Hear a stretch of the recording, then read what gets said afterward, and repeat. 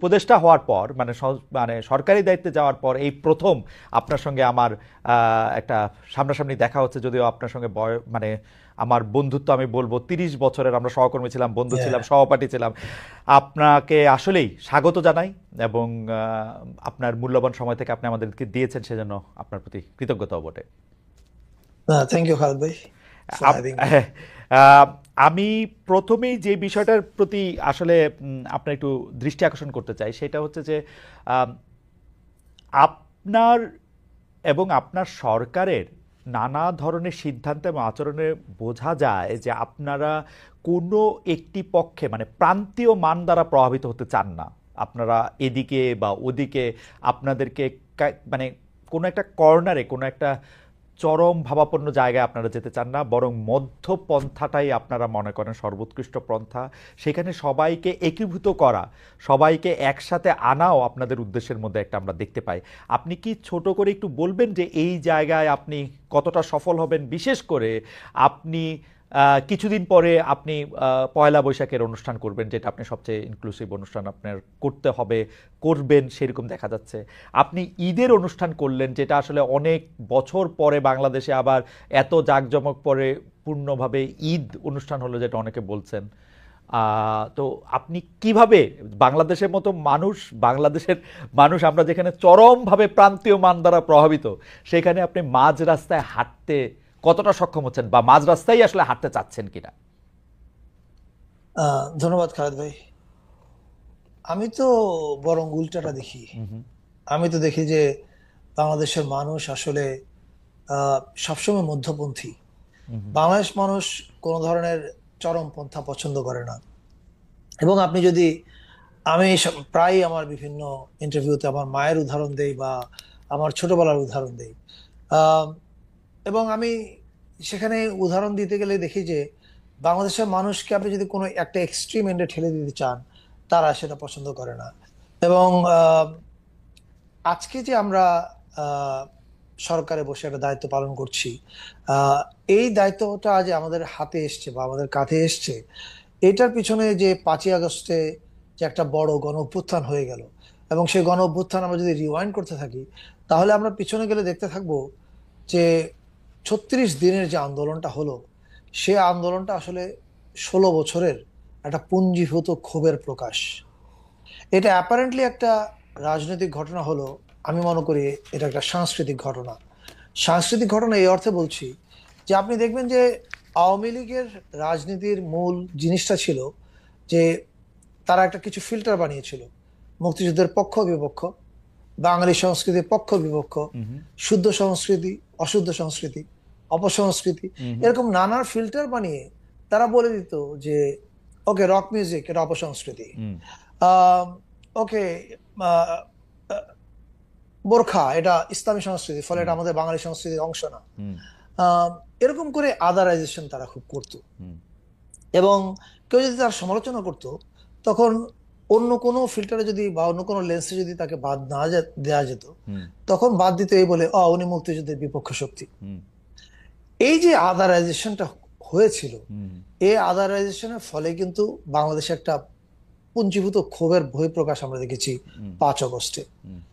5 আগস্টের পরে আমাদের সরকারের, আমরা তো অন্তর্বর্তী একটা সামান্য সময়ের জন্য আছি, আমরা অনেক বেশি কিছু পরিবর্তন করতে পারবো না। মানে 5 বছরের সরকার যা করতে পারে, আমরা এই কয়দিনে সেটা করতে পারবো না।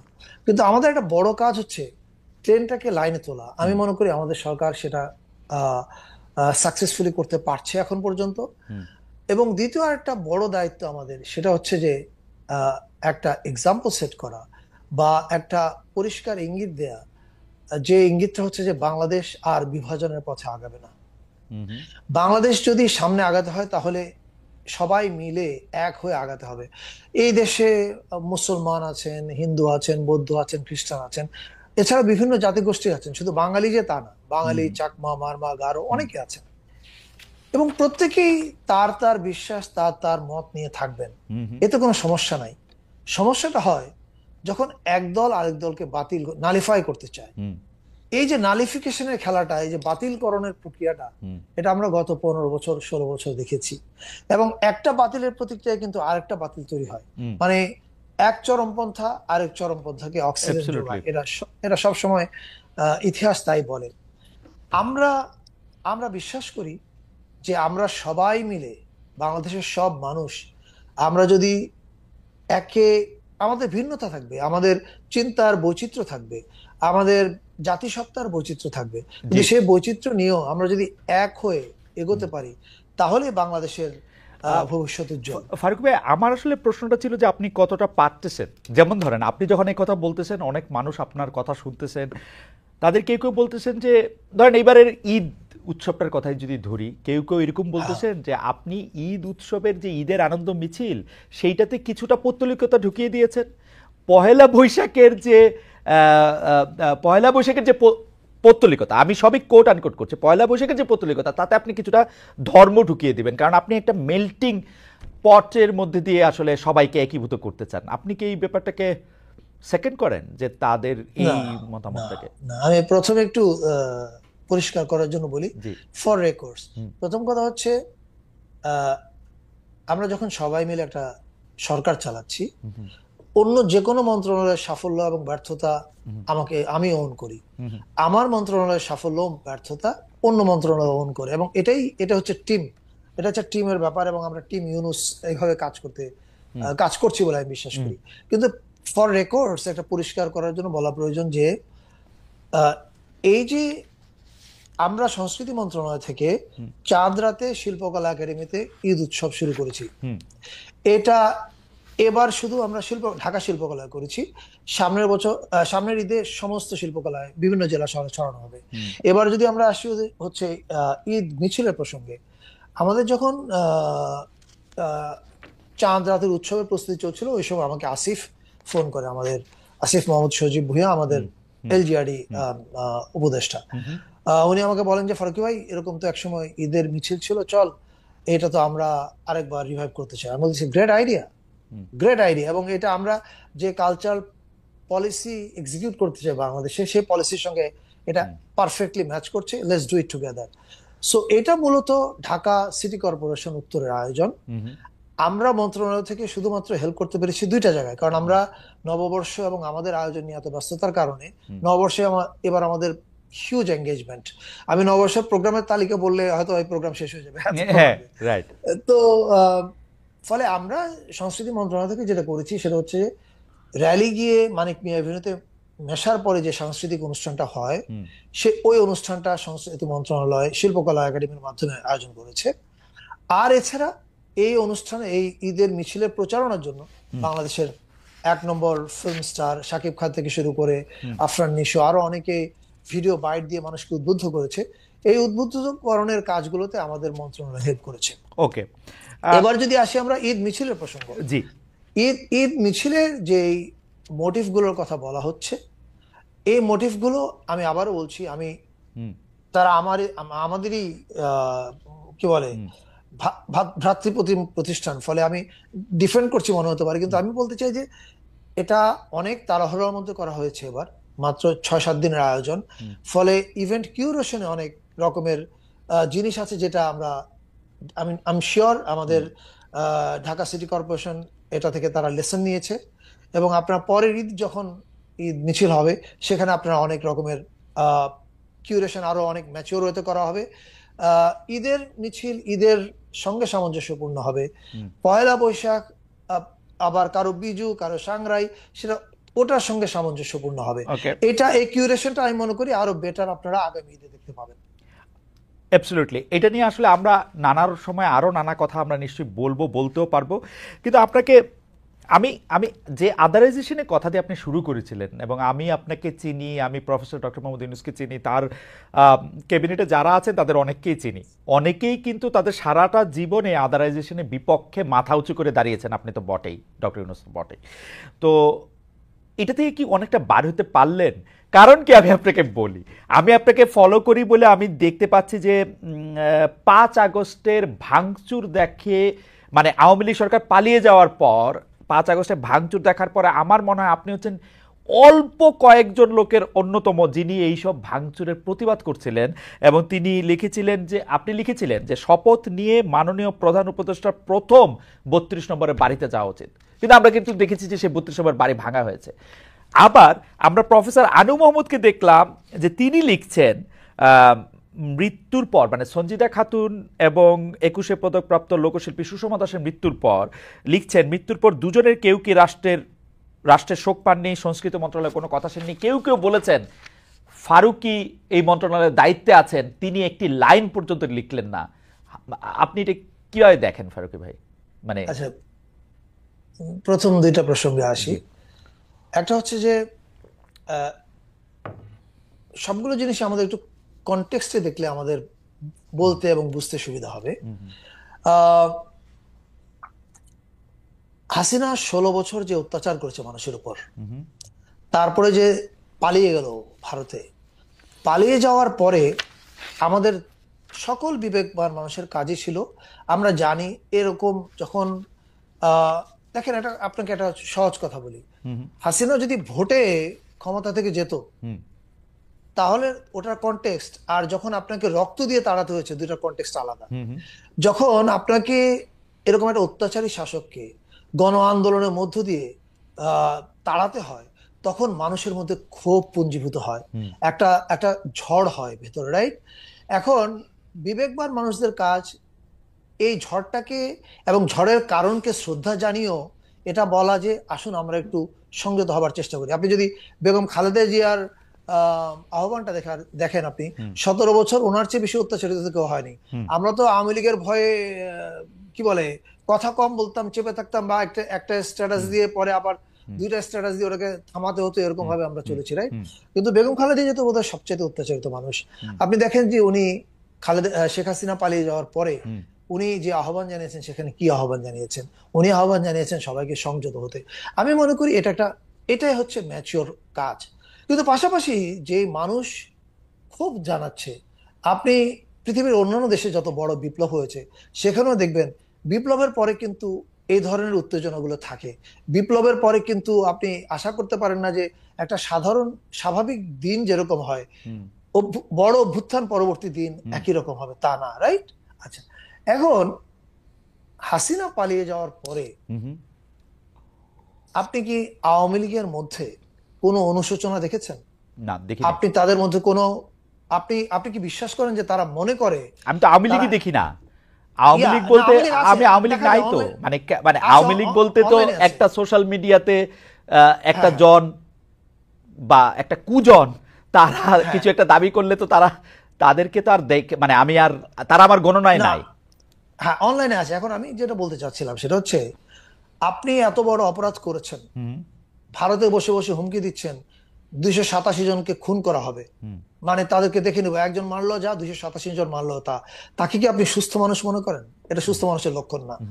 এখন আপনি যখন এই উস্কানিগুলো দিতে থাকবেন, তখন কিন্তু আপনাকে আবার মনে রাখতে হবে, একটা বড় অভ্যুত্থানের পরে মানুষের মধ্যে কিন্তু উত্তেজনা অনেক বেশি থাকে। এটা স্বাভাবিক হতে সময় লাগে, এবং এই সময়টা তো আমরা পাইনি, বরং আমরা উস্কানি পেয়েছি। এখন দেখেন দ্বিতীয় আরেকটা প্রসঙ্গ, হাসিনা ভারতে পালিয়ে আছে। আপনি এই যে 1400 মানুষকে খুন করেছে, শত শত মানুষকে গুম করেছে, 15 বছরে বিনা বিচারে হত্যা করেছে, নির্যাতন করেছে, এগুলোর বিচার তো হতে হবে। এখন এগুলোর বিচার হওয়ার আগে, এই ট্রায়াল ফেস করে আসার আগে, যখন আপনি এই হুমকি ধামকিগুলো দিতে থাকেন, তখন কি আপনি আসলে মানুষের ক্ষোভ বাড়ানোর কাজ করছেন না কমানোর কাজ করছেন? এটা একটা প্রসঙ্গ। দ্বিতীয় প্রসঙ্গ হচ্ছে যে ভাঙচুর এবং বা কোথাও কোথাও প্রথম দিকে যে আইন শৃঙ্খলার একটা অবনতি ছিল, এটার আমি আরেকটা কনটেক্সট আপনাদেরকে দেখতে বলবো। সেটা হচ্ছে এই যে দেশে পুলিশ কি ছিল কতদিন? আমরা তো দেশে, আমার ধারণা 15-20 দিন দেশে পুলিশ বলে কিছু দেখিনি আমরা। মানুষ নিজেরাই নিজেদের পুলিশিং করেছে, রাইট? এখন একটা পুলিশ বাহিনীকে আপনি সম্পূর্ণ দলীয়করণ করেছেন। এই বাহিনীটাকে সত্যিকার অর্থে একটা কাজের বাহিনীতে পরিণত করতে আরো 10 বছর লাগবে। Take it from me. আমি আসছি তো এখন আপনি যখন এরকম অবস্থা থাকে একটা দেশে যেখানে পুলিশ বাহিনী কার্যত ডিসফাংশনাল, আমি মনে করি আমরা ইতিহাসের ওয়ার্স্ট অফ দ্য টাইমে সরকার পরিচালনার দায়িত্বে এসেছি। এখানে এসে আপনি সবকিছু কপি বুক পাবেন না, ইটস নট পসিবল। কারণ আপনার পুলিশ বাহিনী ইজ নট ফাংশনিং, আপনার ব্যুরোক্রেসিতে 17 বছর আপনি কি ব্লাড ঢুকিয়েছেন, এটাকে ফাংশনাল করতে ইট টেক্স টাইম। ফলে এই কনটেক্সটে যদি আপনি জিনিসগুলো ভাবেন, তাহলে আপনি বুঝতে পারবেন যে সবকিছু কপি বুক স্বাভাবিক আশা না করাটাই ভালো। তবে গিভেন দ্য কনটেক্সট যে আমরা একটা ধ্বংসযজ্ঞ থেকে এসেছি এবং একটা ব্রোকেন ব্যুরোক্রেসি, ব্রোকেন পুলিশ সিস্টেমের মধ্যে থেকে আমরা যে জায়গায় এসেছি, আমি মনে করি we have done good enough. Okay, আমার আসলে দুইটা জিনিসের মধ্যে আপনি একটু মানে আমরা অনেকগুলি বিষয় নিয়ে কথা বলতে চাই, এটাতে আটকে থাকতে চাই না। শুধু এটা বলা যে পুলিশ বাহিনীকে দলীয় করা হয়েছিল না সরকারি করা হয়েছিল, সেটা নিয়ে অনেক প্রশ্ন। পুলিশ বাহিনী আসলে সরকারি বাহিনী, মানে হাসিনা সরকারের বাহিনী ছিল। এখন ডক্টর ইউনূস সরকারের বা ফারুকি সরকারের বাহিনী হবে, তাতে অসুবিধাটা কোথায়? এটা তো আর আওয়ামী লীগ করে নাই, কিন্তু তারা হয় নাই। কিন্তু আমরা 32 নম্বরের বাড়িটা ভাঙতে দেখছি, কিন্তু আসলে পরিস্থিতি অনেক নিয়ন্ত্রণে এসে যাওয়ার পরে আপনি যেটা বলছেন সেইটা কনটেক্সট ছিল। ওইখান থেকে হুমকি দামকে হাসিনা কি কি বলে টলে না বলে টা বলে আমি জানি না, এটা এআই দেয়া বলে না নিজেই বলে তাও আমি জানি না। এই এই এই এইটার পরে এটা হয়েছে, তাও এটা নিয়ে আপনি একটা মন্তব্য করতে পারেন। কিন্তু সঞ্জিদা খাতুনের মৃত্যুতে ফারুকি ভাই একটা লাইন লিখবেন না কেন? আচ্ছা, এইটা একটা আমি জানি না, এটা এর এটা না, এটার অনেকগুলো রকমের উত্তর হতে পারে, রাইট? আচ্ছা, হ্যাঁ। প্রথম কথা হচ্ছে যে সঞ্জিদা খাতুন এবং ছায়ানটের কথা যদি বলি, আপনি যদি দেখতেন যে এবারের নতুন বছরের আয়োজনে আমরা ছায়ানটকে আমন্ত্রণ জানাইনি, তাহলে আপনি বলতে পারতেন যে আমরা পার্টিজান আচরণ করছি।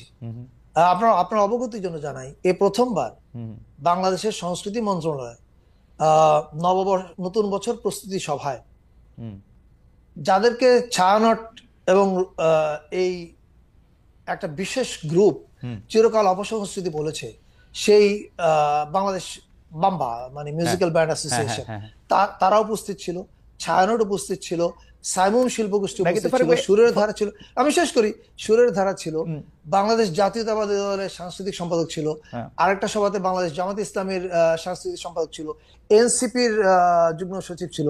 আমরা কিন্তু একটা অল ইনক্লুসিভ এবং বিভিন্ন জাতিগোষ্ঠীর সদস্যরা ছিল আয়োজনের দিকে আমরা গেছি। তার অর্থ কি? অর্থ হচ্ছে এই যে আমরা কোনো মানুষকে বা কোনো সংগঠনকে আদারাইজেশন করছি না।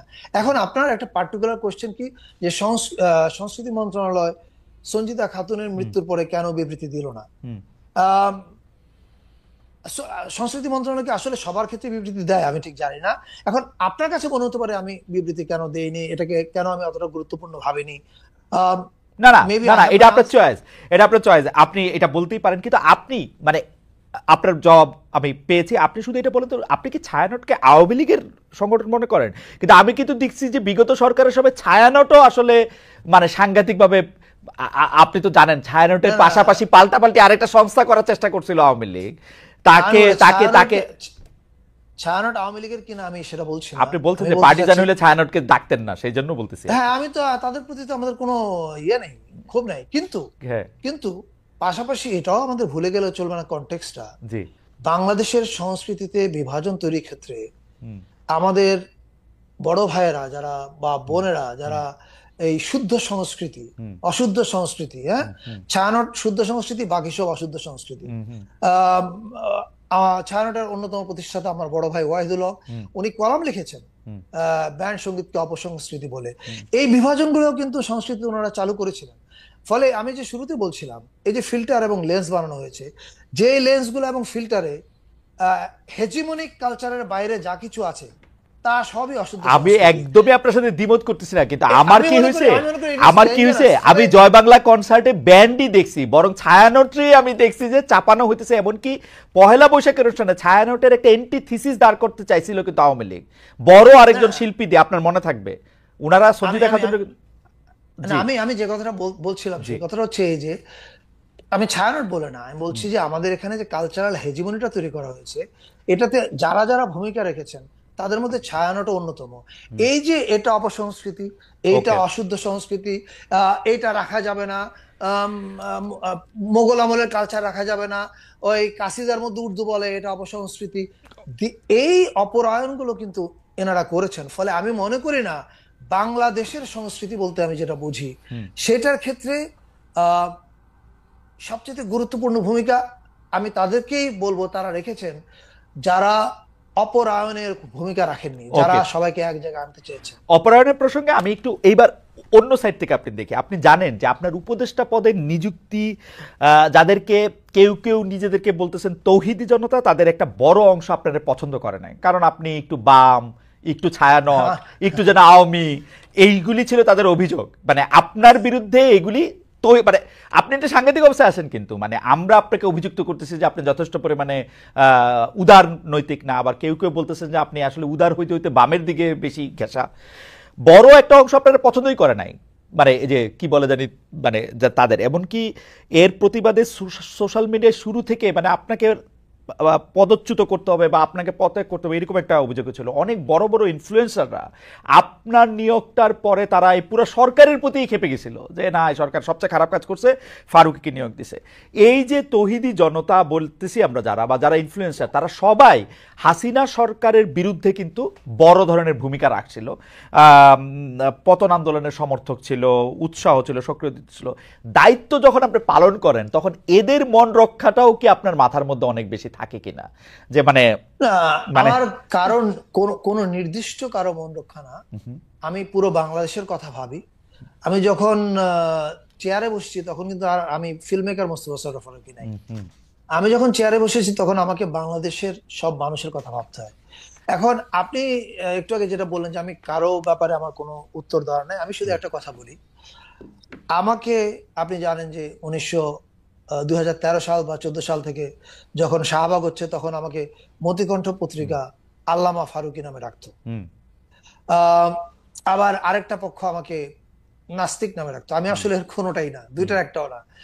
আহ, দেখেন, আমি বড় হয়েছি এমন একটা পরিবারে, আমি আল্লাহর কাছে কৃতজ্ঞ যে I was born in that family.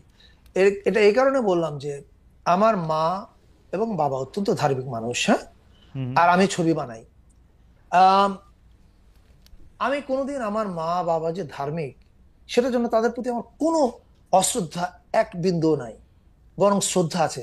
আমি দেখি তারা কিভাবে নিজেদেরকে নিবেদন নিবেদন করেন আল্লাহর কাছে, রাইট।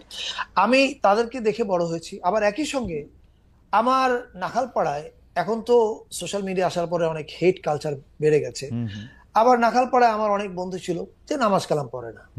আমার তার প্রতিও কোনো রকমের ক্ষোভ নাই। আমি আমি একটা জিনিস সবসময় বিশ্বাস করি যে বহু মানুষ তার নানা রকমের মত, পথ, বিশ্বাস, চিন্তা এটা নিয়ে পাশাপাশি থাকবে এবং একে অপর প্রতি শ্রদ্ধাশীল থাকবে। আপনি যদি শ্রদ্ধাশীল থাকেন তাহলে কিন্তু অনেক কিছু খুব সহজে সমাধান হয়ে যায়। আমার মনে হয় দ্য প্রবলেম আমাদের সমাজে হচ্ছে এটা যে আমি যেটা বিশ্বাস করি, অর্থাৎ আমি যদি ছায়ানটের রবীন্দ্রসঙ্গীতে বিশ্বাস করি তাহলে আমি যা বিশ্বাস করি তার বাইরে যা আছে সব খারাপ। আবার আরেকজন ভাবছে আমি যেটা বিশ্বাস করি তার বাইরে যেটা আছে এটা খারাপ। এইটাই I think the problem lies here. আমার আম্মা ছোটবেলায় আমাকে একটা জিনিস শিখেছে, যেটা আমি আমার টেলিভিশন ছবিটা বানানোর সময় আই অ্যাপ্লাইড দিস। আমার আম্মা বলতো, বাবা তুই যদি এমন কারোর সমালোচনাও করতে চাস তাহলে তার সঙ্গে দেখা হলে প্রথমে তাকে বকাবকি করবি না, তাকে সালাম দিবি, জিজ্ঞেস করবি কাকা কেমন আছে, তার খোঁজ খবর নিবি, কাকার খোঁজ খবর নিবি, স্বাস্থ্যের খবর, ফ্যামিলির খবর।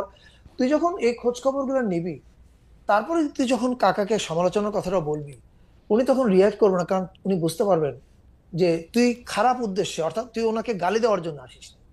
ওকে, আপনি যখন একটা ইন্টেনশনে নিয়ে আসবেন যে I will take them down, তখন আপনার ভালোটাও কেউ শুনবে না। That is a problem we have. We lack respect. এই রেসপেক্টটা যদি আমরা একজন আরেকজনের প্রতি আনতে পারি তাহলে কিন্তু দুনিয়াটা সুন্দর হয়ে যায়। আমি আরেকটা কনটেক্সট বলি ফারুকী ভাই, সেইটা হচ্ছে, না কনটেক্সট বলার আগে আগে আপনার কথা বলে নি। আপনি স্পষ্ট আপনার সকল মানে কি বলে আর কি, মানে আপনি সকল দুঃখের প্রদীপ জেলে আপনি আসলে মোরাল পুলিশিং এর বিরুদ্ধেও একটা স্পষ্ট অবস্থান নিয়েছেন। আমি এটা মনে করাই দিতে চাই, আপনার মতো এরকম স্পষ্ট অবস্থান নিতে কিন্তু আমি আরো অনেককে দেখি না, যাদেরকে আমরা আসলে খুব উদারনৈতিক বুদ্ধিজীবী বলি, ওই সময় দেখি না, এখনো দেখি না। আপনি ফেসবুকে লিখেছেন ফারুকী ভাই যে, আমি কোট করছি আপনাকে, বাংলাদেশে জুলাই আসছিল বহু মত, বহু পথ, বহু স্বভাব, বহু পোশাকের দেশ হিসেবে মাথা উঁচু করে দাঁড়ানোর জন্যই এইখানে মোরাল পুলিশিং এর দায়িত্ব কাউকে দেয়া হয় নাই। আপনি যুক্ত করেছেন, যেটার মধ্যে আপনি লিখেছেন, সংযুক্ত হাসিনা কুমিরের যে বাচ্চা বারবার দেখাইয়া ক্ষমতা আঁকড়ে ছিল, সেই বাচ্চা উৎপাদন করে তারা তার উপকার কারা করছেন? এই কারা আপনি যাদের বলছেন তারা কি সরকারের একটি অংশ থেকেও পৃষ্ঠপোষকতা পাচ্ছেন কিনা? আপনার টেক আমি জানতে চাইবো, যে আপনি যদি যতটুকু আপনি বলতে পারেন, কারণ আপনিও সরকারে আছেন। কারণ আমরা যখন প্রকাশ্যে এই নারী মডেল অভিনেত্রীদের শোরুম উদ্বোধনে বাধা দেওয়া দেখি, পত্রিকার সামনে জ্যাফত দেখানোর কথা দেখি, ইফটিজারের মুক্তির দাবিতে থানার ভিতরে গিয়ে কর্মসূচি দেখি, আগাম ঘোষণা দিয়ে দেশে খেলাফত প্রতিষ্ঠার দাবিতে মিছিল করতে দেখি, হাতের স্বাধীনতা বলতে বলে যে মুখের স্বাধীনতা থাকলে হাতের কল্লা ফালানোর স্বাধীনতা আসে, সেগুলি যখন দেখি তখন এই কন্টেক্সটটা কোথায় দেখেন? এমনকি আমি যখন আপনাকে এই প্রশ্ন করছিলাম, আমাকে দুজন তিনজনের নাম করে কেউ কেউ জানতে চাচ্ছেন আমি তাদের নাম উচ্চারণ করতে ভয় পাচ্ছি কিনা। ভয় থেকে না, আমি কারণ আমি উচ্চারণ করতে চাই না। আপনার কাছ থেকে এটা আমি জানতে চাইবো যে আপনি এইটা কিভাবে দেখেন, মানে আপনার যে অবস্থান, আপনি যেই কথা আসলে নানাভাবে বলতেছেন, বহু মত, বহু পদ, বহু পোশাক, বহু কিছুর আপনি যে ইনক্লুসিভিটি চান, সেই ইনক্লুসিভিটিটার থেকে আপনারা দূরে সরছেন কিনা? না, আমরা সরছি না। দেখেন, যেদিন আমি আমি এই ফেসবুকে পোস্টটা করেছি, আহ, আমি তো সরকার থেকেই করেছি, রাইট? এবং আমি তো সরকারের ভেতরের আত্মাটাকে চিনি। এবং আপনারা দেখেন খেয়াল করে, সরকার আহ, এই মোরাল পুলিশিং এর বিরুদ্ধে স্ট্রং অবস্থান নিয়েছে কিনা, 3 দিনে কি পরিমাণ গ্রেপ্তার করেছে। এখন আপনি বলতে পারেন যে আগে থেকে কেন এটা করা হয়নি। আবারও বলছি, আপনার একটু কনটেক্সটটা একটু মনে রাখবেন। আমাদের এই পুলিশ ফোর্সটাকে অ্যাক্টিভেট করতে আমাদের স্বরাষ্ট্রমন্ত্রী, আহ, এটা এমন একটা পদ যেটা হচ্ছে সবচেয়ে, মানে কি বলে, আগুনের চেয়ার। এখানে যাকে বসাবেন সেই গলে যাবে, এটা কেউ সাকসেসফুল হতে পারবে না। সেরকম একটা জায়গাতে এই পুলিশ ফোর্সটাকে অ্যাক্টিভেট করা এটা সহজ কাজ না। So it took some time. কিন্তু আপনি খেয়াল করে দেখেন, সরকার কিন্তু ডিসাইসিভ অবস্থান নিয়েছে, এবং ডিসাইসিভ অবস্থানকে কিন্তু আহ, আহ, আপনি খেয়াল করে দেখেন যে আমি আপনাকে দেখাতে পারবো অনেক মানুষ যারা ধরেন মাওলানা সাহেব, তারাও কিন্তু এই ধরনের যে জায়গায় জায়গায় মোরাল পুলিশিং করা, এটার বিরুদ্ধে কথা বলেছেন, এবং সে মাওলানা সাহেবদের স্ক্রিনশট আমার কাছে আছে। এখন আমি এটা বললাম এটা বোঝানোর জন্য যে অনেক ক্ষেত্রে হয়তো আমাদের সময় লেগেছে, কিন্তু সময় লাগাটার মূল কারণ আমাদের ইচ্ছার সীমাবদ্ধতা না। সময় লাগাটার মূল কারণ আমরা একটা বিধ্বস্ত সিস্টেম পেয়েছি যেটাকে দাঁড় করানো। এখন বহু মত, বহু পথ এবং মেয়েদের অংশগ্রহণ সম্বন্ধে আমি আর একটা কথা বলি। আমি এটা কিছুদিন আগেও বলেছিলাম, জুলাই আন্দোলন তো আসলে অনেকেই অংশ নিয়েছিল। আপনার মনে আছে কিনা, যেদিন রাতে ঢাকা বিশ্ববিদ্যালয় থেকে মেয়েরা মিছিল নিয়ে বেরোলো, তুমি কে আমি কে, রাজাকার রাজাকার। I think that is a decisive night. অবশ্যই that was a decisive night. ওর আগে কিন্তু আমরা একটা সময়, ওর আগে বিকেলবেলা মনে হচ্ছিল এই আন্দোলনটা আর নাই, ইটস গন। কিন্তু শেখ হাসিনার ওই বক্তৃতার পরে যখন ছাত্রীরা হল থেকে বেরিয়ে এলো, এর চেয়ে বড় সাহস আমি মনে করি এই আন্দোলনে আর কেউ যোগায়নি। That was amazing. আচ্ছা, এদের যেমন কন্ট্রিবিউশন ছিল, আবার যাত্রাবাড়ির মোড়ে যে মাদ্রাসার ভাইরা বুক পেতে দিয়েছিল, আপনি তাকেও এক্সক্লুড করবেন না। তারাও এই আন্দোলনে কিন্তু হাসিনাকে তাড়ানোতে বড় ভূমিকা রেখেছে। বাড্ডা, রামপুরা এবং এইদিকে যে প্রাইভেট ইউনিভার্সিটির ভাই বোনরা, আপনি তাদেরকে এক্সক্লুড করতে পারবেন না। আপনি বিএনপির ছেলেদের এক্সক্লুড করতে পারবেন না, আপনি জামাতের ছেলেদের এক্সক্লুড করতে পারবেন না। ফলে আপনি কাউকে কিন্তু এক্সক্লুড করতে পারবেন না। এরা প্রত্যেকে মিলেই কিন্তু ভূমিকা রেখেছিল, এবং যখন আন্দোলন করেছিল, একজনের পাশে যখন একজন দাঁড়িয়েছিল, প্রশ্ন করেনি তুমি কি বিএনপি না জামাত, তুমি কি ওই দল না সেই দল, কেউ প্রশ্ন করেনি। এই যে প্রশ্ন করেনি, কারণ একটা কজে আমরা এক হয়েছিলাম। সেই কজটা কি? এই দৈত্যকে তাড়াতে হবে। রাইট। এখনো আমাদেরকে একটা কজে এক হতে হবে। সেই এক হওয়ার শুরুটা আমরা, না, মানে টিউনটা তৈরি করার চেষ্টা করছি। সেটা কি? আমাদের এক হতে হবে একটা কজে। দ্য কজ ইজ বাংলাদেশটাকে আমাদের আগায় নিতে হবে। না ফারুকি ভাই, এটা তো অবশ্যই, মানে মেয়েরা বাইরে হওয়ার পর মাদ্রাসার বাচ্চাদের আত্মত্যাগ, মানে আমি বলবো মাদ্রাসার ছোট ছোট বাচ্চারাও আসলে এখানের মধ্যে আহত নিহত অনেক কিছু হয়েছে, তাদেরকে কিন্তু কেউ এক্সক্লুশন করতেছে না। কিন্তু ফারুক ভাই, আমি দুইটা কনটেক্সট আপনার বলতে চাই। একটা কনটেক্সট হচ্ছে ওই সময়, যেমন ওই সময় তো কাউরে জিজ্ঞেস করা হয় নাই তুমি হিন্দু না মুসলমান। এখন তো জিজ্ঞেস করা হইতেছে। এখন তো মেয়েদেরকে জিজ্ঞেস করা হচ্ছে তোমার গলায় ওড়না নাই কেন, তখন তো জিজ্ঞেস করে নাই। এটা এখন আর নাই, এটা ওই সময় একটা ঝড়। আচ্ছা, এবার এটাতে বলি আমি, এটারও একটা ব্যাখ্যা আছে। দেখেন, হাসিনা যদি ভোটে যাইতো, কিন্তু সে তো ক্ষমতার লোভে ভোট জিনিসটাকে ধ্বংস করে ফেলছে, রাইট? এখন অ্যাবসলিউটলি। আপনি দুইটা কনটেক্সট দেখায়, একটা হচ্ছে ভোটের মাধ্যমে সরকারের পরিবর্তন হয়েছে। হুম হুম এখন ভোটে সরকারের পরিবর্তন হলে কি হয়? আহ, একটা দল ভোটে জিতে আসে, হুম যারা ভোটে পরাজিত হয় তারা মনে করে ওকে আমাদের স্টেক কম, হুম আহ, এখন এর স্টেক বেশি, তারা দেশ চালাক দেখি কিভাবে চালাচ্ছে, আর তারা ভুল করলে আমরা আমাদের প্রতিবাদ জানাতে থাকবো, হুম রাইট? হুম কিন্তু আপনি যখন সরকার পরিবর্তন ঘটান রক্ত দিয়ে, হুম তখন কিন্তু আপনি রক্তের মাসুল চান। এখন রক্তের ক্ষেত্রে কি ঘটনাটা ঘটে? রক্তের ক্ষেত্রে ঘটে কেউ 1000 ব্যাগ রক্ত দিয়েছে, কেউ 1 ব্যাগ রক্ত দেয়, হুম, কেউ দুই ব্যাগ রক্ত দেয়, কেউ 1 বাটি রক্ত দেয়। জি। রক্ত দেওয়ার পরিমাণটা ভিন্ন ভিন্ন থাকে, কিন্তু পরিমাণ ভিন্ন হলেও যেই রক্ত দিয়েছে হুম সেই কিন্তু মনে করে দেশটা আমার কথা মতো চলতে হবে, হুম। I am the only stakeholder. এটা বাংলাদেশে না, পৃথিবীর যে না কোনো কিন্তু দেশে এই ফারুক ভাই ধরনের। কথাটা কি? এই কথা তো বারবার পাল্টাইলে হবে না। ওই সময় তো কথাইটা ছিল না যে তুই হিন্দু হইলে আমার পাশে আসতে পারবি না, না না, আমি আসছি। তুই আদিবাসী যখন আপনি, নামই কইতে পারবি না, তুই মেয়েই না আমি হইতে পারবি আসছি না। আমি আসছি যখন আপনি, যখন অভ্যুত্থান শেষ হয়ে যায়, হুম তখন আপনি তো রক্ত দিয়ে ওকে সরিয়েছেন, এটা বাংলাদেশ না। হ্যাঁ আপনি মানে ইউরোপের দেশে যত জায়গায় বিপ্লব হয়েছে সেখানে দেখেন বিপ্লব পরবর্তী সময়ে কি পরিমাণ মানুষের কল্লা কাটাকাটি হয়েছে। হুম এটা বাস্তবতা। হুম আমরা একটা ইউরোপিয়ান সমাজ তো আর তৈরি করতে পারিনি। রাইট। এইটা কেন হয়?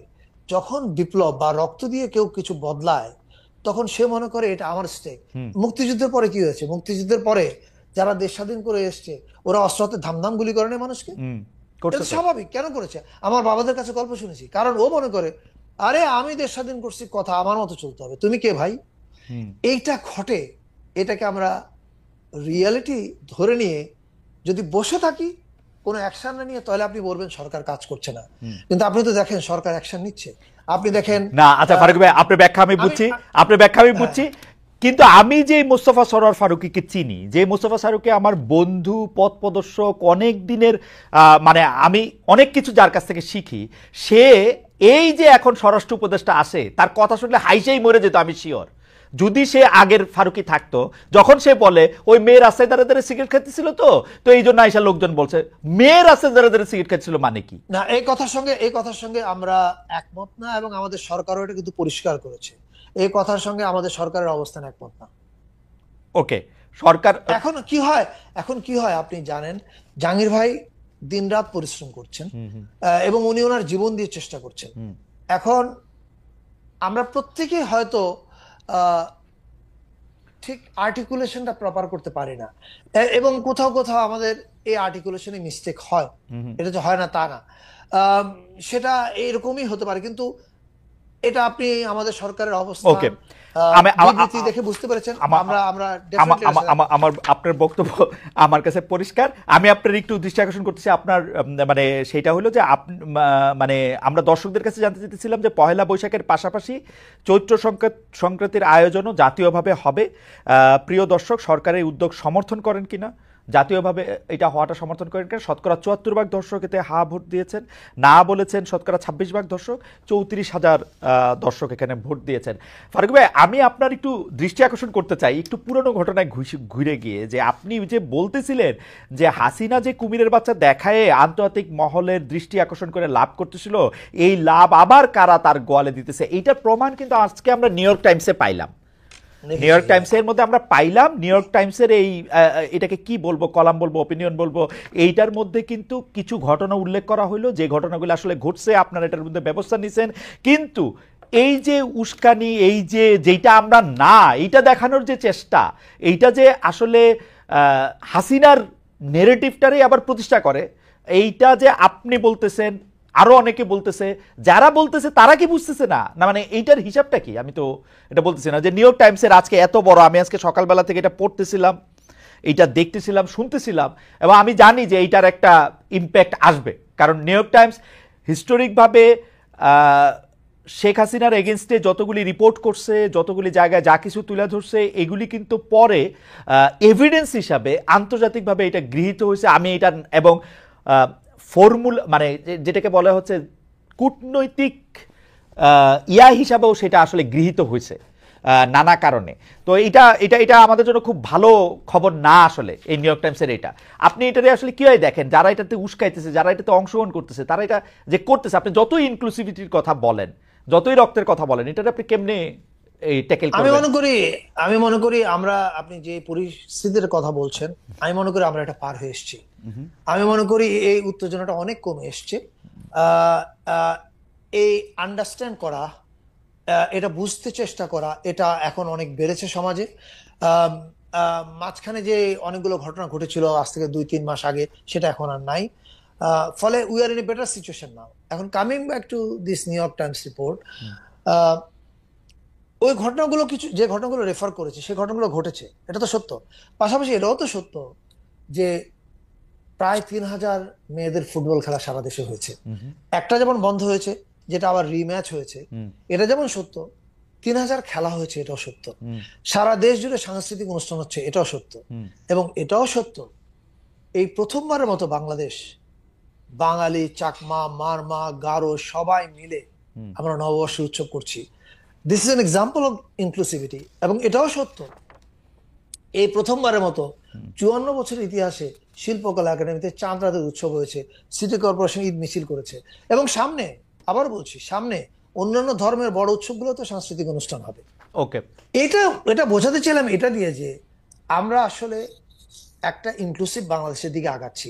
এখন মাঝখানে যে ঘটনাগুলো ঘটেছে, সেটা তো আবার বলছি, আমরা ধ্বংসযজ্ঞ থেকে দেশটাকে ট্রেনে একটা লাইনে এনে তুলেছি। আমি মনে করি নিউ ইয়র্ক টাইমসের এই যে কথাগুলো বলা হয়েছে, সেগুলো আগের ঘটনা। এখন we are in A far better situation. এবং আপনি যেমন বাউল উৎসবের, বাউলদের সাধু সঙ্গের কথা, যখন একটা জায়গায় বাউল মেলা বন্ধ হলো, আমরা কিন্তু ইমিডিয়েটলি ইন্টারভিন করেছি। আমি জেদ্দা থেকে ইন্টারভিন করেছি, এখান থেকে ইন্টারভিন করেছি, এবং সে মেলা আবার রিঅর্গানাইজ করা হয়েছে। শুধু তাই না, শিল্পকলা একাডেমির এই বছরে 12টা সাধু সংঘ করার কথা ছিল, আমরা ডাবল আপ করে 24টা উন্নীত করেছি। অর্থাৎ সরকার কিন্তু তার অ্যাকশন নিচ্ছে, সে বসে নাই। এইটার দিকে আমি আপনাদেরকে তাকাতে বলবো।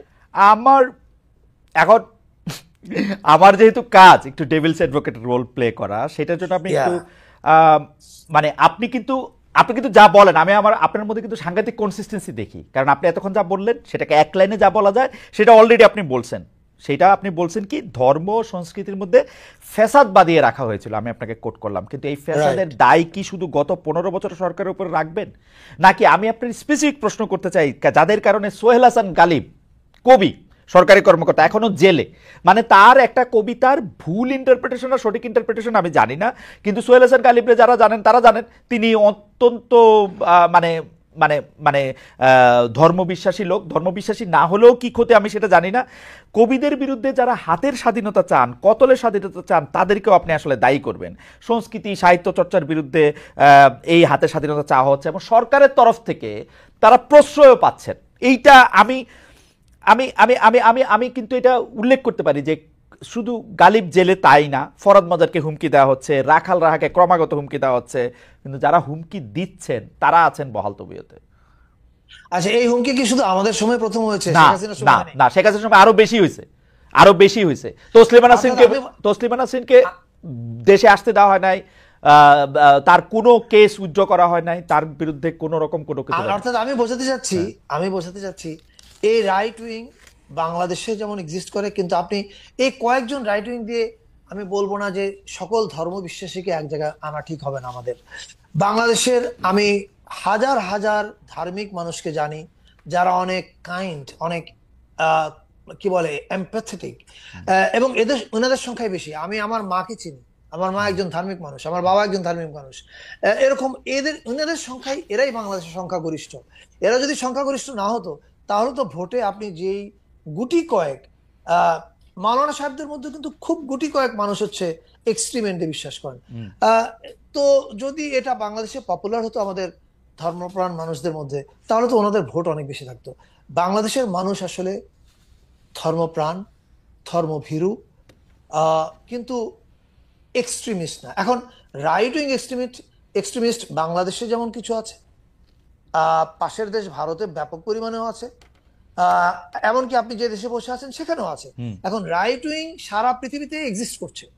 আর সমাজের লড়াইটা কি? সমাজের লড়াইটা হচ্ছে রাইট উইং থাকবে, অ্যাট দ্য সেম টাইম সমাজের কম্প্যাশনেট অংশটা এটা কিভাবে এটাকে ডিল করছে, এটা কিভাবে তাদের সঙ্গে এঙ্গেজ করছে, এবং এই এঙ্গেজমেন্টের মধ্যে দিয়ে কিভাবে সমাজটা আগাচ্ছে, দ্যাট ইজ ইম্পর্টেন্ট।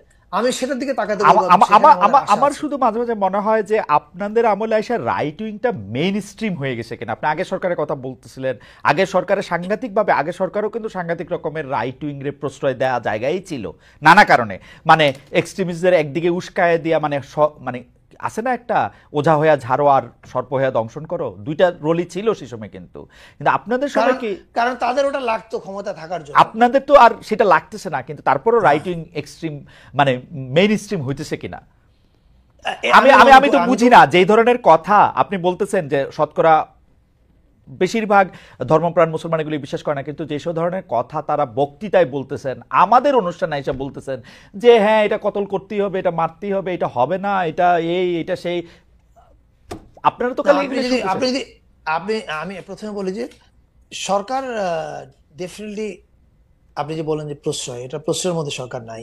দ্বিতীয়ত আমি আবারও বলি, যে কোনো সমাজে এই যে রাইট উইং আছে, ইন এনি সোসাইটি, এই রাইট উইং এর সঙ্গে সমাজের কম্পোজিশনাল অংশটা কিভাবে এঙ্গেজ হচ্ছে, দ্যাট ইজ ইম্পর্টেন্ট। আমি আমি আপনাদেরকে আশার দিকে তাকাতে বলবো।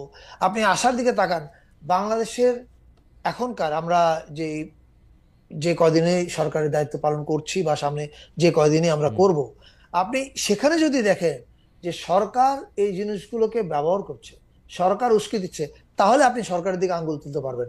কিন্তু সমাজে এরকম উপাদান তো সকল সমাজে আপনি বলছেন যে সরকার উস্কে দিচ্ছে না, তাই তো?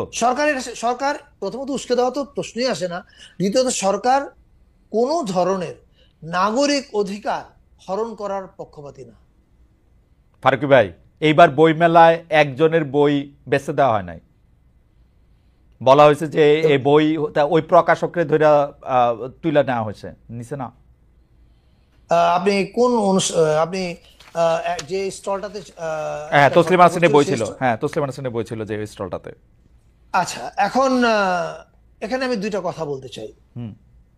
একটা কথা হচ্ছে এই যে আবারও অনেক কিছু, যেমন আমাকে যদি আপনি প্রশ্ন করেন, আমি এমন একটা, পৃথিবীতে এমন কোনো আইডিয়াল দেশ নেই, বাট আপনি যদি আমাকে একটা আইডিয়াল দেশ বানাতে বলেন, আমার আইডিয়াল দেশটা হবে এরকম, যেখানে যে আমাকে গালি দিবে সেও পাশে বসে থাকবে, কোনো অসুবিধা নাই আমার।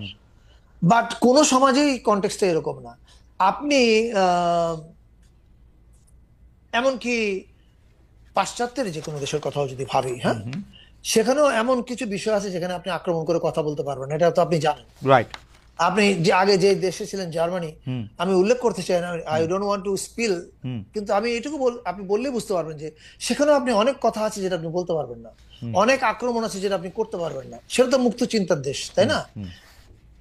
কিছু কিছু জিনিস কনটেক্সটে ভাবতে হয় যে আমরা কোন কথাটা কিভাবে বলবো এবং কোনটা বলবো না। আর দ্বিতীয় কথা হচ্ছে এই যে ওই স্টলের ঘটনাটা, ওই স্টলের ভিডিওটাকে আপনি দেখেছেন, আমি তো মনে করি প্রথমত ওই স্টলে কাউকে যেতে দেওয়া উচিত হয়নি কনফ্রন্টেশনের জন্য। এটা বাংলা একাডেমির আগেই তাদের সঙ্গে কথা বলা উচিত ছিল, দিয়ে গেছে আগের থেকে বলে চলে গেছে, না এটা আগেই করা উচিত ছিল। কিন্তু পাশাপাশি আমার তো মনে হয়েছিল যে ভিডিওটা আমি দেখেছি, ভিডিওটা নিশ্চয়ই আপনিও দেখেছেন, ওখানে উস্কানি তো ওই দিক থেকেও ছিল। You know what I mean? মানে এদের যেমন ওখানে যাওয়া উচিত হয়নি, এটা বাংলা একাডেমির উচিত ছিল ডিল করা। তাদের কোনো বক্তব্য থাকলে বাংলা একাডেমি বলা উচিত ছিল। কিন্তু আমার কাছে মনে হচ্ছে যেমন ওখানেও এক ধরনের প্রভোকেশন ছিল। আমি দুইটার কোনোটাকে সঠিক মনে করি। ওকে, ঠিক আছে। আমি আপনার বক্তব্যের মনোযোগ পাঠক হওয়ার কারণে আমি আরেকটা প্রসঙ্গে যাই, যে আপনি ইদানিং প্রায় বিভিন্ন বক্তব্যে মানে এটা মনে করিয়ে দিচ্ছেন আমাদেরকে, আমি কোট করছি, মুক্তিযুদ্ধের নবায়ন হয়েছে 2024 সালের অভ্যুত্থানে। এই নবায়নকে কেউ দেখছেন হচ্ছে প্রফেসর ইউনূসের একটি কথা, যেখানে উনি বলেছিলেন যে রিসেট বাটনের কথা, সেই কথার কনটেক্সটে অনেকে এটা দেখেন। কিন্তু আমরা আপনার কাছে একটু জানতে চাই যে মুক্তিযুদ্ধের যে নবায়নের কথা আপনি বলছেন বা বুঝাচ্ছেন, সেই নবায়ন কি এরকম যে সরকারি বেসরকারি উদ্যোগে দাবি যেটা করা হচ্ছে যে মুক্তিযুদ্ধের ইতিহাস, মুক্তিযুদ্ধের স্মৃতি, আমি আবার বলি, আমি এগুলির সাথে কিন্তু আওয়ামী লীগ অ্যাসোসিয়েট করি না, কারণ মুক্তিযুদ্ধ আওয়ামী লীগ এবং হাসিনার আওয়ামী লীগ, মানে ওইটা কেমনে আর ভালো হবে কি হবে না হবে ওইটার সাথে আমার ইয়া না। কিন্তু মুক্তিযুদ্ধের ইতিহাস, মুক্তিযুদ্ধের স্মৃতি, মুক্তিযুদ্ধের নিদর্শন তখনই রাখা যাবে, সরকার থেকে বলা হচ্ছে, যখন সেগুলি জুলাই স্পিরিট ধারণ করে সমন্বয় করা হবে। ইন্টারেস্টিং, তাই না? মানে মুক্তিযুদ্ধের স্মৃতিকে জুলাই স্পিরিটের সাথে ম্যাচ করতে হবে। আমি আপনার দুই চারটা ঘটনাও বলি ভাই, তাহলে আপনি বুঝবেন। না, এটা হলো আমার আন্ডারস্ট্যান্ডিং। এই জন্যই কি সরকারি বেসরকারি উদ্যোগে এই দাবিগুলি করা হচ্ছে কিনা ছোট ছোট জায়গায়, যে মুক্তিযুদ্ধের ইতিহাস, মুক্তিযুদ্ধের স্মৃতি, মুক্তিযুদ্ধের নিদর্শন তখনই রাখা যাবে, প্রদর্শন করা যাবে যখন যেগুলি জুলাই স্পিরিট ধারণ করে। যেমন আমি উদাহরণ দিতেছি, তাহলে আপনি বুঝবেন। যে ধরেন বঙ্গবন্ধু এভিনিউর নাম পাল্টে শহীদ আবরার এভিনিউ করা হলো, খুব ভালো কাজ করছেন, এটা জিন্না এভিনিউ করে দেন, আরো ভালো। স্বাধীনতার দিবসের অনুষ্ঠান করার সময় মুক্তিযুদ্ধের মুরাল ঢেকে রাখা হয়েছে। জাতীয় জাদুঘরের মুক্তিযুদ্ধের গ্যালারি জুলাই স্পিরিট ধারণ করে সংস্কারের উদ্যোগ নেওয়া হয়েছে। সোহরাওয়ার্দী উদ্যানে 7ই মার্চের ভাষণ তো দূরের কথা, পাকিস্তানিদের আত্মসমর্পণের দেয়ালচিত্রও থাকবে না। মুক্তিযুদ্ধের নেতাদের করা হবে সহযোগী মুক্তিযোদ্ধা। এসবের মাধ্যমে আসলে মানে আপনার রিডিংটা কি ফারুকী ভাই? মানে আপনি কি এখানে প্রথম কথা হচ্ছে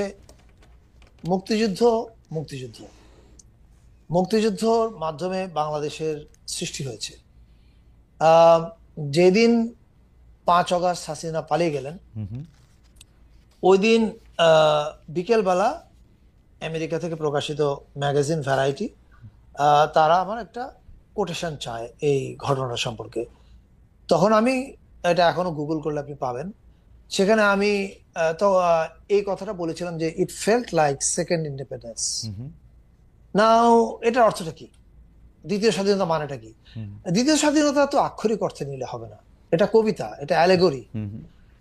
দ্বিতীয় স্বাধীনতা বলতে বা স্বাধীনতার নবায়ন বলতে বোঝানো হচ্ছে মুক্তিযুদ্ধ আসলে কেন হয়েছিল।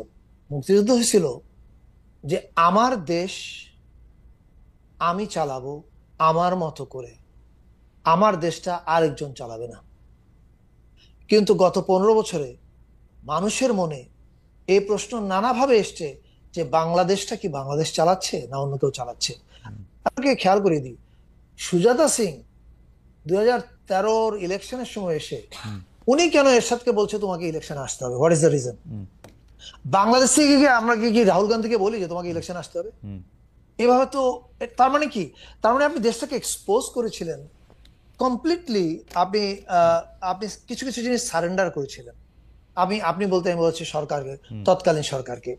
তো আপনি যখন একটা দেশের ফরেন মিনিস্টার এরকম বক্তৃতা দেয়নি, আমি মোদিজিকে বলে এসেছি ভারতকে আওয়ামী লীগকে যেন ক্ষমতায় রাখে, বলে আসেনি? প্র্যাকটিক্যালি তার চাকরিটাই তাই ছিল এবং পররাষ্ট্রমন্ত্রীদের চাকরি তাই থাকে। আচ্ছা, এবার ওবায়দুল কাদের বলেননি এই কথা? এটা সবাই বলেছে, তলে তলে সব হয়ে গেছে। এখন এইটার অর্থ কি? এটার অর্থ আপনার দেশটা আপনি চালাচ্ছিলেন না, আপনার দেশটা চালাচ্ছিল অন্য আরেকটা দেশ। এটা মুক্তিযুদ্ধের কমপ্লিট কম্প্রোমাইজ। অ্যাবসলিউটলি। এখন মুক্তিযুদ্ধকে আপনি যখন কমপ্লিট কম্প্রোমাইজ করেছেন, কিন্তু আবার মুক্তিযুদ্ধের বড়ি বিক্রি করছেন, পক্ষের শক্তির বড়ি, রাইট? তার মানে তখন বোঝা যায় আপনি একটা অসৎ উদ্দেশ্যে কাজটা করছেন। অবশ্যই 2024 আগস্ট অভ্যুত্থানের মধ্য দিয়ে কেন জাতি এটাকে নবায়ন, আমিও বলেছি মুক্তিযুদ্ধের নবায়ন কেন বলছি, এই কারণে বলছি যে যেই মুক্তিযুদ্ধের অবশ্যম্ভাবী জিনিস হচ্ছে ফলাফলটা কি? রাষ্ট্রের প্রধান জিনিসটা হচ্ছে সার্বভৌমত্ব, অর্থাৎ আমি আমাকে চালাবো, অন্যের কথা আমি চলবো না, রাইট? এইটা যখন গন কেস হয়ে গেল, যখন এমনকি পানি নিয়ে স্ট্যাটাস দেওয়ার ফলে আবরার ফাহাদকে মরে যেতে হলো, রাইট? এবং মরে যেতে হলো কার হাতে? ক্ষমতাসীন সরকারের ছাত্রলীগের হাতে। আপনি বুঝেন অবস্থা। আমার হাসিনার সমালোচনা করেনি, করছে আরেক দেশের সমালোচনা। এইটা উত্তর দিচ্ছে হাসিনার বাহিনী। তার মানে হাসিনার বাহিনী আসলে ছাত্রলীগের 20 জনের মৃত্যুদণ্ডও হয়েছে আসলে হাসিনার আমলে। আসছে কারণ তখন তার কোনো উপায় নাই কিছু করার। কিন্তু আমি বলতে চাচ্ছি যে কনটেক্সটটা তো, দেশটা তো এরকমই ছিল। এখন যখন 5ই আগস্ট হাসিনা পালিয়ে গেল, বাংলাদেশের বেশিরভাগ মানুষ এটা বিশ্বাস করলো যে এর মধ্য দিয়ে আমরা আমাদের স্বাধীনতাকে রিক্লেম করেছি। And which is why people are saying এটা মুক্তিযুদ্ধের নবায়ন। ফাইন, পরিষ্কার করা গেছে। আর দ্বিতীয়ত, পরিষ্কার। মুক্তিযুদ্ধকে কোনোভাবেই মানে মুক্তিযুদ্ধকে অস্বীকার করা, ছোট করা এর কোনো প্রশ্ন নাই। আমাদের সরকার মুরাল কেন ঢেকে দেওয়া হচ্ছে ভাই? আসছে, দেখেন ওগুলো হচ্ছে শেখ মুজিবের উপর ক্ষোভ। এবার আসে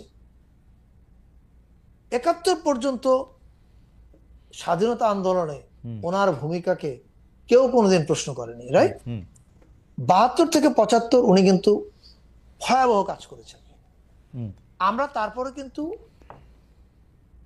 এই আলাপটা ৭২ থেকে ৭৫ আলাপটা কিছুটা সচেতন ভাবে আমরা চেপে গেছিলাম। কেন?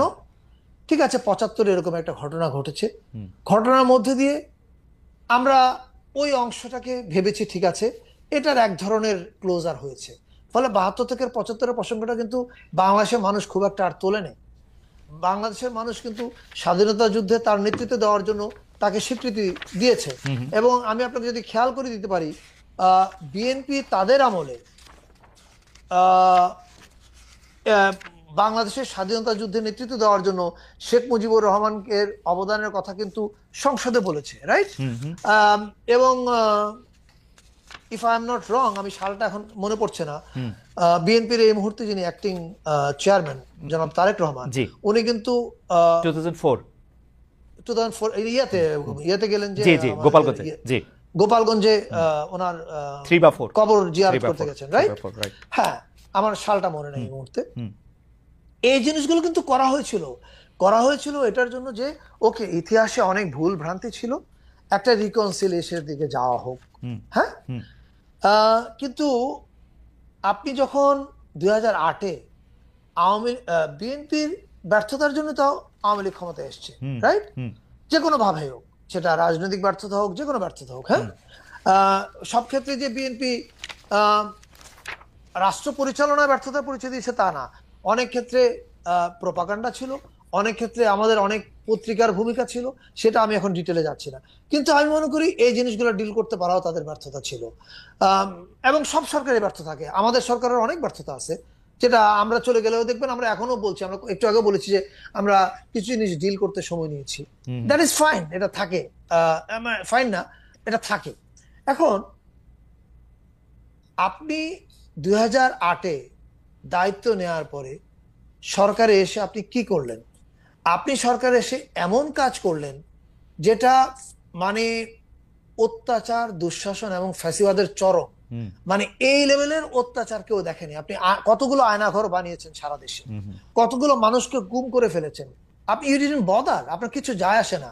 আপনি ব্যাংকের পর ব্যাংক লুট করে ফেলেছেন কতগুলো ফ্যামিলিকে দিয়ে, আপনি যা তা করেছেন, আপনার মনে যা হয়েছে, কারণ আপনি মনে করেছেন বাংলাদেশের মানুষের ভোটের আমার দরকার নাই, ফলে আমি যা ইচ্ছা তা করতে পারি। এখন আপনি যখন এগুলো করেছেন, করার মধ্য দিয়ে প্রফেসর ইউনূস যখন উনি চিফ অ্যাডভাইজার হিসেবে দায়িত্ব নেননি, বা নিয়েছেন হয়তো, বা আমি ঠিক এখন এক্সাক্ট সময়টা মনে নাই, এনডিটিভিতে একটা ইন্টারভিউতে উনি একটা কথা বলেছিলেন। I think we can go back to that note of him. নোটটাতে উনি বলেছিলেন কি, যে এই যে ওনাকে প্রশ্ন করা হয়েছিল শেখ মুজিবের মূর্তি বা মুরাল কেন ভেঙে ফেলা হচ্ছে, তখন উনি বলেছিলেন যে এই প্রশ্নটা শেখ হাসিনাকে করুন। আমি মনে করি যে এটা শেখ হাসিনারও ভাবার, এবং আওয়ামী লীগের প্রতি যারা সিম্প্যাথাইজড আছেন তাদেরও ভাবার প্রয়োজন আছে যে হাসিনার কোন পাপে শেখ মুজিবুর রহমানের ৭২ থেকে ৭৫-এর অপরাধগুলো আবার জিন্দা হয়ে উঠেছে, এটা আওয়ামী লীগকে ভাবতে হবে। ফারুক ভাই, আমি একটা নর্মাল কথা বলি, আমি শেখ হাসিনার আমলে এটা বলছিলাম, শেখ হাসিনা যতগুলি কাজ করে প্রত্যেকটা কাজ হচ্ছে মুক্তিযুদ্ধের স্পিরিটের বিরোধী। উনি মুক্তিযুদ্ধের স্পিরিটকে সবচেয়ে বেশি হত্যা করেছেন, এবং আপনি যেটি বলেছেন সেটার সাথে আমি একমত। মুক্তিযুদ্ধের চেতনার নামক বড়ি উনি বিক্রি করেছেন, কিন্তু সবগুলি কাজ করেছেন মুক্তিযুদ্ধের এগেনস্টে। মুক্তিযুদ্ধের এগেনস্টে না থাকলে তো উনি গুম, খুন, হত্যা, এই গণতন্ত্রের হত্যা, এগুলি তিনি করতে পারতেন না, সকল প্রতিষ্ঠানের হত্যা তিনি করতে পারতেন না। কিন্তু আমরা শেখ হাসিনার উপরে রাগ হয়ে মুক্তিযুদ্ধের উপরে রাগ দেখাবো, সেটা কোনটা? আমার তো মুক্তিযুদ্ধের উপরে রাগ লাগে না, আপনার তো মুক্তিযুদ্ধের উপরে রাগ নাই, কিন্তু যারা মুক্তিযুদ্ধের উপরে রাগ দেখায় তারা আসলে কারা? শেখ হাসিনার উপরে রাগের নাম কইরা না। আমি আবার বলছি, শেখ মুজিবুর রহমানের উপরে রিয়াকশন দেখিয়েছে। আপনি যদি শেখ মুজিবুর রহমানের উপরে রিয়াকশন দেখান, মুক্তিযুদ্ধের আপনার কি? আমি আবার বলছি, আপনি কি আমাকে এবং আমাদের সরকারকে যদি বলেন, বা বাংলাদেশ আপনাদের সরকারও তো দেখায় দেয় যে ইনু সাহেব দেখায় দেয়, হাসিনা রেগে জিগান, মুজিব রেগে জিগান, আমরা তা না করে না জিগামু কেন? আমারও তো না হাসিনার উপরে অনেক রাগ। আমি তো জীবনে মুক্তিযুদ্ধের উপরে রাগ হইতে পারি না, শেখ মুজিবের উপরে না 71 পর্যন্ত রাগ হইতে পারি না তো। না আমি বলি, আমরা সরকারের তরফ থেকে যদি আপনি কোনো একটা কারণ দেখতেন যেটা মুক্তিযুদ্ধকে ডিসরিগার্ড, ডিজোন করার চেষ্টা করা হচ্ছে, তাহলে আপনি এই কথা বলতে পারতেন। হাসিনাকে জিজ্ঞেস করুন দিয়ে কি বোঝানো হচ্ছে? বোঝানো হচ্ছে, আপনি দেখেন ভাই, আপনি এটা কেন বুঝতেছেন না? আপনি যে হাসিনা যদি 2013-তে ইলেকশনে হেরে চলে যেতেন, কেউ কে গিয়ে শেখ মুজিবুর রহমানের মুরাল ভাঙতো না আগে না, প্রশ্ন কিন্তু করা ফারুক হতো। ভাই আমার একটা কথা শুনেন, আমার কাছে আমি নর্মাল বুঝি মুক্তিযুদ্ধ শেখ হাসিনার বা উনার বাবার সম্পত্তিও না, যদিও উনার বাবার নেতৃত্বে অনেকাংশেই মুক্তিযুদ্ধ হয়েছিল, পুরো অংশেই মুক্তিযুদ্ধ হয়েছিল, কিন্তু এটা কারো সম্পত্তি না রে ভাই, মুক্তিযুদ্ধ আমাদের না না সবার। আমরা তো বলছি আমি সম্পত্তি, কিন্তু হাসিনার আমি উপরে রাগ আপনার হইছি, আমি মুক্তিযুদ্ধের লোক আমার কি? না, আবারও এখানে আমি হ্যাঁ। পরিষ্কার করতে চাচ্ছি, যারা আক্রমণ করেছেন তারা তো আমরা না, আমিও না, আমরা তো জানি না কারা ওখানে আক্রমণ করেছেন, রাইট? কিন্তু আমি যেটা বোঝাতে চাচ্ছি, মানুষের ক্ষোভের প্রসঙ্গটা, ক্ষোভটা হাসিনা হয়ে শেখ মুজিব পর্যন্ত গিয়েছে, গেল। কারণ হাসিনা তো শেখ মুজিবকে ফ্যাসিবাদের ঢাল হিসেবে ব্যবহার করেছে, নাম্বার ওয়ান। নাম্বার টু, আমি আপনাকে কাউন্টার প্রশ্ন করছি, আপনি এটা এইভাবে ভাবেন, শেখ হাসিনা 2013-তে একটা নিরপেক্ষ নির্বাচনে পরাজিত হয়ে ক্ষমতা ত্যাগ করলে কোথাও কি শেখ মুজিবের মুরালের উপর না, আক্রমণ ভাঙা হইতো না, কিন্তু আমি মনে করি শেখ হাসিনা এরকম অন্যায় করে দাবির মুখে পালায় যায়ও এরপরও এটা ভাঙা উচিত হয় নাই। আপনি দেখেন, আমি খেয়াল করে আমি আবার বলছি, দেখেন প্লিজ, আমার এটা বলেন না যে আমি বলছি এটা উচিত হয়েছে। না না, আপনি যা আমি বলছেন সেটা উচিত পরিষ্কার, উচিত আপনি হয়েছে, বলছেন যে আপনি বলছেন আমি উচিত হয়নি এই কথাটা সবসময় বলছি। আমি খুব নরম মনের মানুষ ভাই, আমি মধ্যপন্থী মানুষ। আমি মনে করি সবাই, যেমন যে লোক আপনি ওই আমি জানি না, আমার আম্মা ছোটবেলায় একটা গল্প, মানে এটা হাদিসে আছে কিনা আমি ঠিক নিশ্চিত না, আমি না জেনে মন্তব্য করতে পারি না, তবে আমার আম্মা নবীজির নামে একটা কথা আমাদেরকে সবসময় বলতেন। আম্মা বলতেন যে বাবা, এটা আপনারা অনেকেই সবাই শুনেছেন, যে নবীজির পথে কাটা বিছা রাখতো একজন বুড়ি। একদিন নবীজি পথ দিয়ে হেঁটে যাওয়ার সময় দেখলেন যে রাইট। কাঁটা নাই। তখন উনি জিজ্ঞেস করলেন যে কি ব্যাপার, ওই বুড়ি কোথায়? তখন উনি জানতে পারলেন যে উনি অসুস্থ। তখন উনি ওনাকে দেখতে গেলেন। এখন এটা সহি হাদিস কি হাদিস আমি জানি না, কিন্তু শিক্ষাটা আমাকে হলো আমার মরলটা, আমার মা আমাকে যে ঘটনাটা বলতেন, এই ঘটনাটাকে আমার কাছে দুর্দান্ত ইন্সপায়ারিং একটা ঘটনা মনে হয়েছে। আমার কাছে মনে হচ্ছে যে যে মানুষ আমার ক্ষতি করতে চায়, আমি তাকেও যেন হেল্প করার মতো উদারতা দেখাতে পারি। আমি একটা উদাহরণ দেখাই। আপনি এখন যে দেশে আছেন, আমেরিকা, সে দেশে একজন বাঙালি ভদ্রলোক আছেন, ওনার নাম, আমি যদি নাম ভুল না করে থাকি, রইসুদ্দিন, হয়তো নাম ভুল করতে পারি, আপনি গুগল করলে পাবেন। উনি আমেরিকার কোন একটা রাজ্যে ওনার একটা দোকান শপ চালাতেন। ওই দোকানের মধ্যে ওনাকে হোয়াইট সুপ্রিমেসিস্ট একজন এসে গুলি করে ওনার চোখে। উনি বাঁচার কোনো কথা ছিল না। ওই সুপ্রিমেসিস্ট অ্যারেস্ট হয় এবং উনি দীর্ঘদিন লড়াই করে ফিরে আসে, বেঁচে আসে। তো ওই লোকের বিরুদ্ধে তো মামলা হচ্ছে, মানব হত্যার মামলা চলছে। এর মধ্যে এই রইসুদ্দিন সাহেব, অসাধারণ একটা মানবতার ঘটনা, এই রইসুদ্দিন সাহেব হজে যান। এবার হজ থেকে, আমি যদি ভুল না করে থাকি, আমি অনেকগুলো পত্রিকা পড়েছি ফলে আগে পিছু হতে পারে, হজ থেকে এসে উনি যে লোক তাকে মারতে চেয়েছিলেন, যার মৃত্যুদণ্ড হয়েছে, ঘোষণা করা হয়েছে, মৃত্যুদণ্ড বা যাবজ্জীবন বা সামথিং, আই থিঙ্ক মৃত্যুদণ্ড হয়েছে ঘোষণা, তখন ওনাকে উনি দেখতে যান। দেখতে যাওয়ার পরে ওনার সঙ্গে কনভারসেশন হয়, হওয়ার পরে ওনার মন ভেঙে যায় এবং তারপর উনি একটা ক্যাম্পেইন চালু করেন। সেই ক্যাম্পেইনটা হচ্ছে ওকে যেন বাঁচানো হয়, ওকে রক্ষা করার জন্য। এখন এই যে উদারতা রইসুদ্দিন দেখিয়েছেন, রইসুদ্দিন বলছেন এটা ওনার ধর্ম শিখিয়েছে ওনাকে উদারতা। উনি হজে গিয়ে উপলব্ধি করেছেন এই উদারতাটা উনি দেখাতে চান। এখন আমি আপনাকে উদাহরণ বলছি, আপনি এটাকে কি বলবেন? এটা কি ইসলাম? আপনি মানে এখন আপনি কোন ইসলামকে গ্রহণ করবেন, এটা আপনার না। আমরা নানা সময়ই দেখেছি যে সংখ্যা লঘুর ধর্ম আচরণ এবং সংখ্যা গুরুর ধর্ম আচরণ আকাশ আর পাতাল তফাৎ করে। আমরা এটা নিয়ে আলাদা এটা নিয়ে কথা বলবো না। আমি এই জন্য ফেসবুকে অনেক আগে আমি একটা স্ট্যাটাস লিখেছিলাম যে পৃথিবীতে সবচেয়ে সকল সংকটের মূলে সব দেশে দেখবেন সংখ্যা গুরুদের কিছু ভূমিকা। না, এটা আপনি বলছেন, এটা আমিও খেয়াল করছি।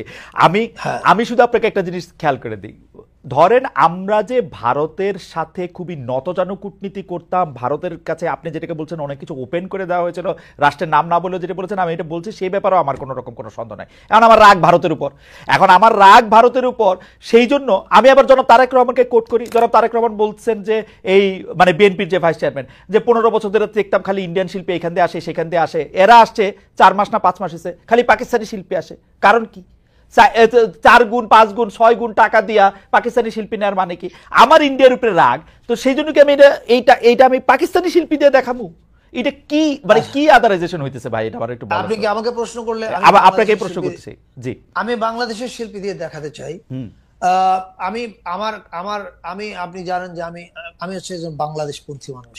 তার মানে এই না যে কোনো দেশের প্রতি আমার বিদ্বেষ আছে। যেমন আমি একটু আগে যে হুম। ক্রিটিসিজমটা করলাম, এই আমি কিন্তু আবার গাল খেয়েছিলাম সোশ্যাল মিডিয়াতে যখন বলেছিলাম যে পূজায় ইলিশ পাঠানো উচিত। হুম। হুম। এখন দেখেন, আমি এর আগে লিখেছিলাম, অনেক আগে, আমি দুইবার বলে দিচ্ছি খেয়াল করি। একবার লিখেছিলাম পাকিস্তানে যখন ভূমিকম্প হয় তখন আমি খুব শোক প্রকাশ করে আমার পাকিস্তানি বন্ধু